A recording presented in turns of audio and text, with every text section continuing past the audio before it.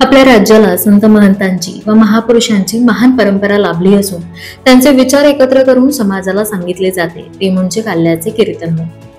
प्रत्येक आई वडिलांनी आपल्या मुलामुलींना उच्च दर्जाचे शिक्षण देऊन सुसंस्कृत पिढी निर्माण करावी, जेणेकरून अंधश्रद्धा नष्ट होईल. समाजामध्ये महिला सबलीकरणाचे काम होणे गरजेचे आहे. सध्याची तरुण पिढी ही व्यसनाधीनतेकडे मोठ्या प्रमाणात आकर्षित झाली आहे. त्यांना व्यसनांपासून दूर करणे गरजेचे आहे. युवक हे उद्याच्या भारताचे उज्ज्वल भविष्य आहे.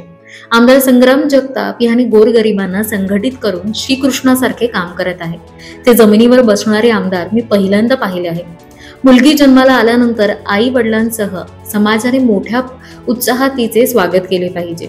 मुलीला मुलगा मानून तिला शिक्षण दिले पाहिजे. प्रगती, विकास, परिवर्तन आणि शिक्षक ह्या मूल्याचा प्रत्येकाने आपल्या जीवनामध्ये अंगीकारले पाहिजे, असे प्रतिपादन हपप ज्ञानेश्वर महाराज वाबळे यांनी केले.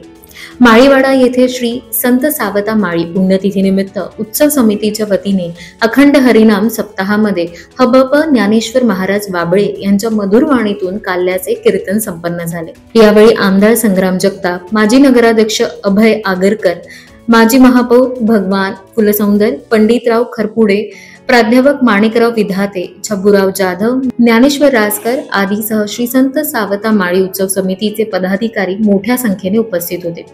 यावेळी हबप ज्ञानेश्वर महाराज वाबळे व आमदार संग्राम जगताप यांच्या हस्ते काल्याची दहीहंडी फोडली व भाविकांना महाप्रसादाचे वाटप केले. आपला सप्त्याचा कार्यक्रम या ठिकाणी आज समारोपाला चाललेला आहे आणि गेल्या 19 वर्षापासून ती सातत्याने आपल्याला चालणारी एक वेगळी परंपरा आपल्याकडे आपल्या या सर्व मान्यवर मंडळींनी जोपासलेली आहे. आणि आज काल्याच्या कीर्तनाच्या निमित्तानं आपल्याला प्रवचन रूपी, कीर्तन रूपी सेवा देण्याकरता उपस्थित झालेले हरिभक्तपरायण वाबळे महाराज यांचं मी आपल्या सर्व आयोजकांच्या वतीनं, आपल्या अहिल्यानगर शहराच्या वतीनं त्यांचं मनपूर्वक या ठिकाणी हार्दिक स्वागत करतो.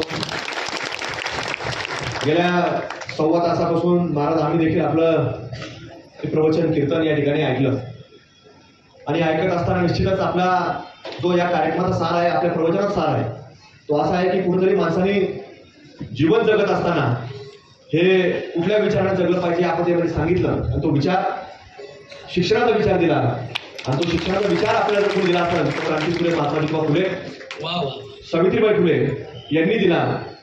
आणि त्या शिक्षणाचं उदाहरण म्हणजे समाजामध्ये घडलेल्या व्यक्ती ती होती विश्वरत्न महामानव डॉक्टर बाबासाहेब आंबेडकर. हा कीर्तनाचा सार तो आपण ऐकलेला आहे. आणि म्हणून हे सगळं करत असताना विधाते सरांनी आपल्याकडे चिठ्ठी दिली की ते आता 27 तारखेला म्हणजे रविवारच्या दिवशी सायंकाळी याच ठिकाणी 5 वाजता तो कार्यक्रम संपन्न होणार आहे. आणि तो म्हणजे पुतळ्याचा भूमिपूजनाचा.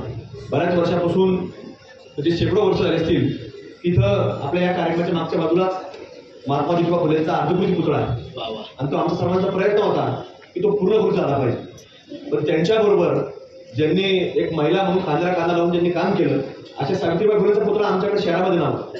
पण करत असताना आम्ही एक नाही तर दोन्ही पुतळ्याची मान्यता ही महानगरपालिका असेल किंवा पोलीस प्रशासन किंवा राज्य सरकार असेल सगळ्यांची आणली. आणि आता दोन्ही पुतळे हे समाजाला दिशा देण्याकरता आज ह्या परिसरामध्ये इथं उभा राहणार आहेत. त्याचं भूमिपूजन हे रविवारच्या दिवशी ते आपल्याकडे या ठिकाणी संपन्न होणार आहे. आणि त्याच्याकरता महाराज तुम्ही आता नसणार पण आता तुम्ही शुभेच्छा आम्हाला दिलेल्या आहेत. त्यामुळे आमच्या सर्व या ठिकाणी असणाऱ्या माता भगिनी असतील सर्वच मान्यवर सर्वांनी या ठिकाणी रविवारच्या दिवशी सायंकाळी आपण सर्वांनी उपस्थित राहावं अशी विनंती या ठिकाणी करतो. स्वच्छता येत्या काही दिवसांमध्ये हा संपूर्ण परिसर एक चांगल्या प्रकारे एक कॉन्क्रीटीकरण झालं देखील आपल्याला पाहायला मिळणार आहे.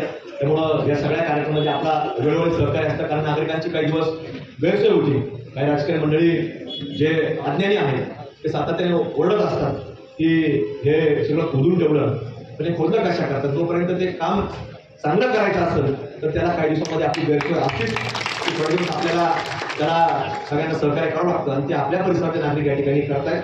त्यामुळे त्या राजकीय लोकांच्या कुठल्याही प्रकारे दिशाभूल जे होत असतील त्याला कुठे आपण त्या विचारला जातात की उद्या काय होणार आहे, उद्याचा विषय काय होणार आहे. जसं महाराजांनी सांगितलं की सावित्रीबाई फुलेंनी एवढं सगळं सहन केलं, ते सहन केल्यामुळे त्यांना आजची सगळ्या महिला भगिनी शिकल्या. आणि त्याचं उदाहरण भारताच्या आज एक नाही तर 2 राष्ट्रपती या महिला या ठिकाणी बसलेल्या आहेत.